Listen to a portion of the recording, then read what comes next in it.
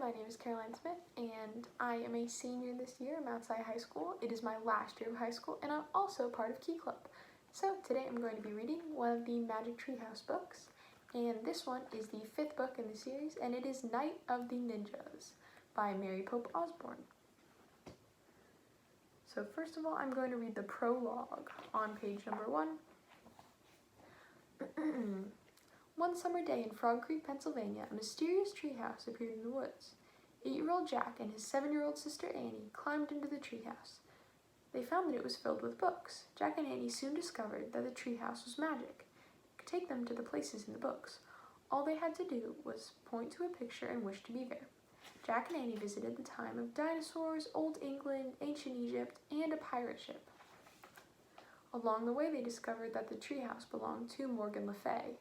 Morgan was a magical librarian from the time of King Arthur. She traveled through time and space, gathering books. Jack and Annie are about to start a whole new adventure in Night of the Ninjas. Chapter 1. Back into the woods. "Let's look again, Jack," said Annie. Jack and Annie were walking home from the library. The path went right by the Frog Creek woods. Jack sighed. "We looked this morning," he said. "We looked the day before and the day before that." "Then you don't have to come," said Annie. "I'll go look by myself." She took off into the woods. "Annie, wait," Jack called. "It's almost dark. We have to get home." But Annie had disappeared among the trees. Jack stared at the woods. He was starting to lose hope. Maybe he would never see Morgan again. Weeks had passed, and there had not been one sign of Morgan Le Fay, nor had there been one sign of her magic treehouse. "Jack," said Annie.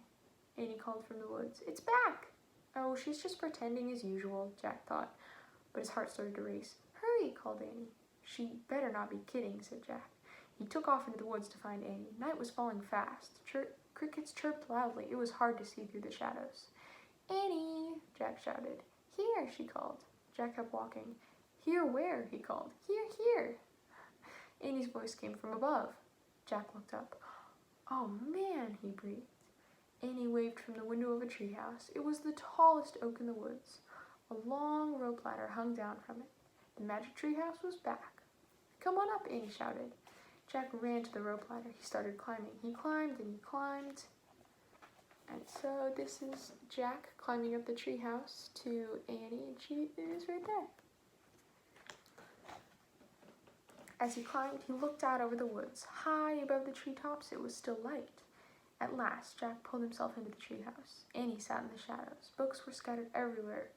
On the floor, the letter M glowed in the dim light. The M stood for Morgan Le Fay, but there was no sign of Morgan herself. "I wonder where Morgan is," said Jack. "Maybe she went to the library to get some more books," said Annie. "We were just at the library. We would have seen her," said Jack. "Besides, the library's closed now." Squeak! A little mouse ran out from behind a stack of books. It ran to the M shining in the floor. "Yikes," said Annie. The mouse sat in the middle of the M. It looked up at Jack and Annie. "Oh, it's so cute," Annie said. Jack had to admit that the mouse was cute. It had brown and white fur and big dark eyes. Annie slowly reached out her hand. The mouse didn't move. Annie patted its tiny little head. "Hi, Peanut," she said. "Can I call you Peanut?" "Oh, brother," said Jack. "Do you know where Morgan is?" Annie asked the mouse. Squeak! "You're nuts, Annie," said Jack. "Just because the mouse is in the treehouse doesn't mean it's magic. It's just a plain old mouse that crawled in, that's it." Jack looked around again. He saw a piece of paper on the floor. "What's that?" he asked. "What's what?" asked Annie. Jack went over and picked up the paper. There was writing on it. "Oh man," whispered Jack after he read the words. "What is it?" said Annie. "A note," said Jack. "It must be from Morgan. I think she's in big trouble."